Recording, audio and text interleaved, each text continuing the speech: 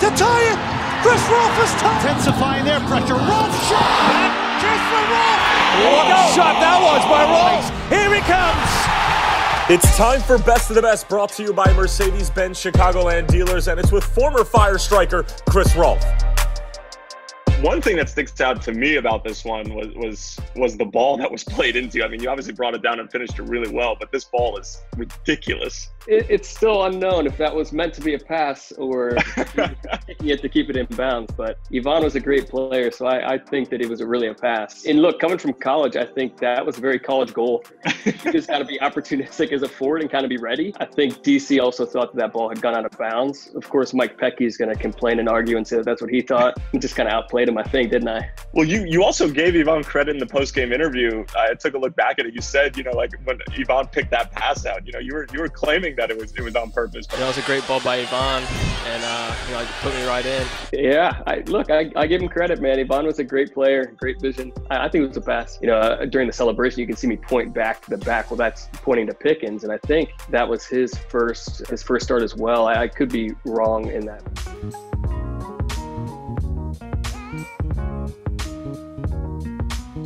This has got to be one of the favorites just from a sheer distance standpoint. I mean, this is just an absolute bomb. It was an unusual goal for me. I think I scored some pretty classy goals over the years, but that one, man, that came off my foot like a rocket. And it did seem like when it hit the net, it was still picking up speed. I don't know how that happened.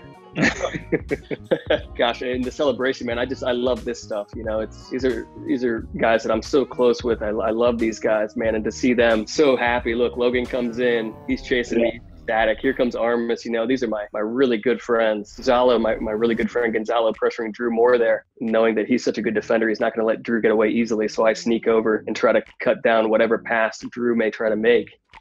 And I think this is coming off a corner kick, so I'm withdrawn naturally. And yeah, Gonzalo forces a turnover. I pick it off and crushed it for some reason. I don't even know why I shot from there.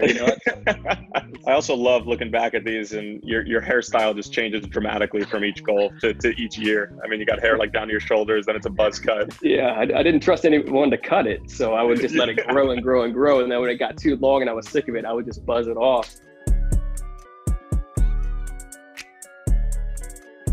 And there's Pickens starting it out of the back, right? I love this finish. Robinson, ex-college teammates, over to Gonzalo. Gonzalo just crushed it forward. And now you see Chad's battling. As I see Chad go up, I know, there it is. I know that it's going to get past the defender and Chad's going to body that guy. So I start making my run before that ball even gets to them. Yeah, but yeah, why on earth did I kick it so hard, man? And fortunately, I didn't send it, over you didn't send it into the lake. Did you pick this one just because it was a playoff goal, or like the nature of the finish, a combination of the two? First playoff goal, I think it's tough for a forward to join a new team or to start a new season without scoring a goal, right? So I'd played in I don't know how many playoff games up to that point, 6 or 7. Yeah, I hadn't scored. So I think, going into that game, I was like, you got to take your chances. You got to look for the net. Getting the first playoff goal is huge.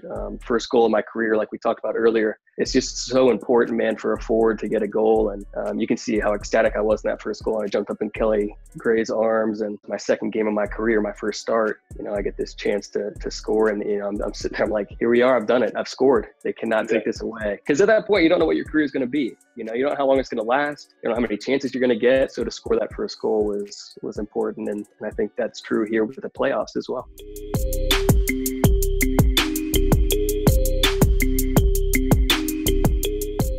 What a night this was. Going into this game, man, we have bonuses, right? Performance bonuses. And I needed to be the team leading goal scorer, and I needed to be the team leader in points to hit some bonuses that for me were really important and significant at the time. I think Blanco might have had 2 more goals on the season than me, so I needed at least 2 to tie him, 3 to go ahead, and he had a handful of points, more like 5 more points. I come out of this game with 3 goals and 2 assists, 8 points. Blanco tries to serve it, it gets clipped, goes up in the air, and I know it's not going to go very far. So as it goes up in the air, it comes down here, McBride battles for it, and I just kind of move and rotate and try to judge where that ball could go. And fortunately, that's my role at the top of the box to figure that out, and the ball comes to me, take it off the chest.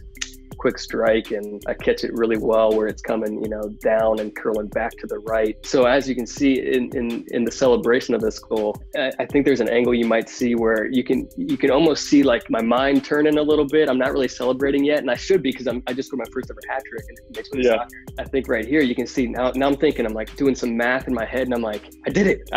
Yeah. I'm above him in points. I'm above him in goals. I'm like, this could be, a big moment for me. And look, I rarely thought that way. And that's what was so unique about this game. So for it to end that way with a hat trick and 2 assists, and we win 5-2 or whatever it was, just so special.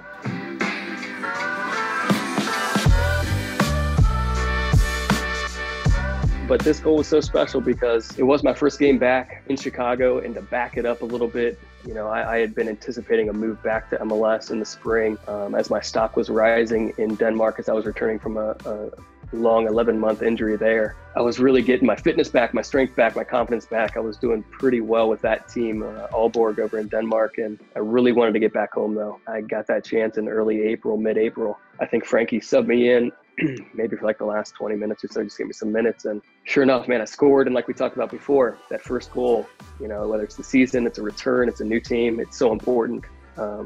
But just, for me, it was like, oh, I'm back. And I think for the fans, it was kind of the same thing. He's back, and I like to think that gave us all a little bit of hope. Yeah, man, that moment right there when I'm celebrating it was the best. And, I think we have to have an honorable mention here for the. Yeah, absolutely. Yeah. Tell the fans about what kind of kit we got on over there. Yeah. This is 2005. It was our alternate kit. I'm sure, most people will remember this. I think this was a fan favorite. It was a player favorite. It's embroidered from our AC Milan game in the summer of 2005 at Soldier Field. And people claim, I don't know if there's really video of it, people claim that I scored a fantastic goal that game. I guess it's just legend because Goal TV really dropped the ball on that. Oh, no.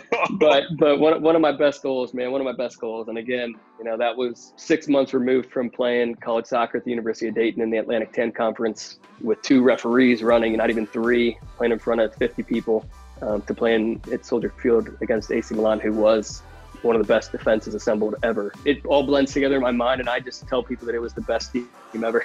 All right, Chris. Well, this has been an absolute pleasure, and hope you're staying safe, you and your loved ones, and hopefully we can get to do more stuff like this in the future. Yeah, Tyler, sounds great, man. I appreciate it. This was fun.